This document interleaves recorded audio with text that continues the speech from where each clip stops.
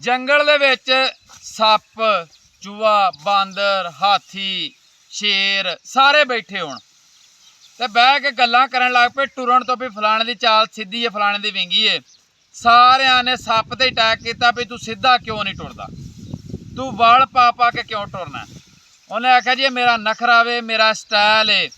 ਸਾਰਿਆਂ ਨੂੰ ਆਖਿਆ ਵੀ ਨਹੀਂ ਤੂੰ ਇੰਜ ਕਰਿਆ ਕਰ, ਸਿੱਧਾ ਟੁਰਿਆ ਕਰ, ਤਾਂ ਹੀ ਪੈਂਡੇ ਨਿਬੜਦੇ ਨੇ। ਆ ਵਿੰਗੇ ਵਲ ਪਾਇਆ ਪੈਂਡੇ ਨਹੀਂ ਨਿਬੜਦੇ। ਪਰ ਲੇਕਿਨ ਸੱਪ ਨੇ ਉਹਨਾਂ ਦੀ ਕੋਈ ਗੱਲ ਨਾ ਮੰਨੀ। ਇਸੇ ਤਰ੍ਹਾਂ ਹੀ ਕੋਈ ਵਕਤ ਗੁਜ਼ਰਿਆ ਤੇ ਜੰਗਲ ਦੇ ਵਿੱਚ ਅੱਗ ਲੱਗ ਗਈ।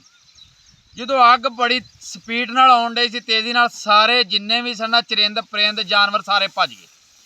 ਸੱਪ ਜਿਹੜਾ ਸੀ ਉਹ ਵਿਚਾਰਾ ਵਲ ਪਾਉਂਦਾ ਹੀ ਰਿਹਾ। ਉਹਨੇ ਚਨੂੰ ਅੱਗ ਉੱਤੇ ਚੜ੍ਹ ਆਈ, ਸੱਪ ਜਿਹੜਾ ਸੀ ਉਹ ਮਰ ਗਿਆ, ਵਿੱਚ ਸੜ ਗਿਆ। ਹੁਣ ਉਹ ਸਾਰੇ ਨੱਸ ਗਏ ਸਨ। ਜਦੋਂ ਪਿੱਛੋਂ ਅੱਗ ਬੁਝੀ, ਸਕੂਨ ਹੋਇਆ ਤੇ ਆਪਣੇ ਜੰਗਲ 'ਚ ਸਾਰੇ ਜਾਨਵਰ ਵਾਪਸ ਆਏ। ਜਦੋਂ ਵਾਪਸ ਆਏ ਤੇ ਵੇਖਿਆ ਤੇ ਸੱਪ ਜਿਹੜਾ ਸੀ ਨਾ ਉਹ ਮਰ ਕੇ ਤੇ ਸਵਾਹ ਹੋਇਆ ਪਿਆ ਸੀ, ਪਰ ਹੈ ਬਿਲਕੁਲ ਸਿੱਧਾ ਸੀ। ਉਹ ਬਾਂਦਰ ਨਾ ਉਹਦੀ ਸਵਾਹ ਦੀ ਚੂੰਡੀ ਚੁੱਕ ਕੇ ਤੇ ਹੱਥ ਧਰ ਕੇ ਤੇ ਉਹਨੇ ਕਿਹਾ ਗੱਲ ਸੁਣ ਬੇਲੀਆ, ਤੇਰਾ ਜੀਂਦਿਆਂ ਹੀ ਤਰਲਾ ਲਿਆ ਸੀ ਵੀ ਆਪਣੇ ਵਿੱਚੋਂ ਵਾਲ ਕੱਢ ਦੇ, ਤੇ ਤੂੰ ਉਦੋਂ ਤੇ ਵਾਲ ਕੱਢੇ ਕੋਈ ਨਾ। ਹੁਣ ਮਰ ਕੇ ਸਵਾਹ ਹੋ ਗਿਆ ਤੇ ਹੁਣ ਤੇਰੇ ਵਾਲ ਨਿਕਲੇ ਨੇ, ਹੁਣ ਇਹਨਾਂ ਦੇ ਕੱਢਣ ਦਾ ਫਾਇਦਾ ਕੋਈ ਨਹੀਂ। ਮੈਂ ਨਾ ਇਸੇ ਤਰ੍ਹਾਂ ਦੇ ਕਈ ਬੰਦੇ ਨੇ ਵੀ ਆਪਣੀ ਜ਼ਿੰਦਗੀ 'ਚੋਂ ਮੁਨਾਫਕਤ, ਕੁਫਰ, ਬਗੈਰਤੀਆਂ ਨਹੀਂ ਕੱਢਣੀਆਂ। ਆਪਣੇ ਵਾਲ ਰੱਖਣੇ ਹੀ ਰੱਖਣੇ ਨੇ। ਆਪਣਿਆਂ ਵਾਸਤੇ ਵੀ ਦਿਲ 'ਚ ਸਾੜ, ਬੁਗਜ਼, ਘਟੀਆਪਨ ਰੱਖਣਾ ਤੇ ਬਗਾਨਿਆਂ ਵਾਸਤੇ ਵੀ ਰੱਖਣਾ। ਲੇਕਿਨ ਮੈਂ ਉਹਨਾਂ ਨੂੰ ਆਖਦਾ ਵੀ ਤੁਹਾਡੇ ਹੱਥ 'ਚ ਫੈਸਲਾ ਹੈ, ਤੁਹਾਡਾ ਕੁਫਰ ਢਿੱਡ 'ਚੋਂ ਨਿਕਲਣਾ ਹੀ ਨਿਕਲਣਾ।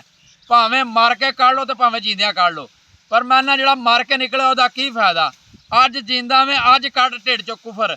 ਅੱਗੋਂ ਈਦ ਆਉਣ ਡਈ, ਆਪਣੇ ਢਿੱਡ 'ਚੋਂ ਮੁਨਾਫਕਤਾਂ, ਜੋ ਵੀ ਗੁੱਸੇ, ਗੀਬਤ, ਜੋ ਵੀ ਦਿਲ 'ਚੋਂ ਕੱਢ ਦੇ। ਹੁਣ ਵੇਲਾ ਜਿੰਦਾ ਕੱਢ, ਆਪਣੇ ਭੈਣ ਭਰਾਵਾਂ ਨੂੰ ਮਿਲ।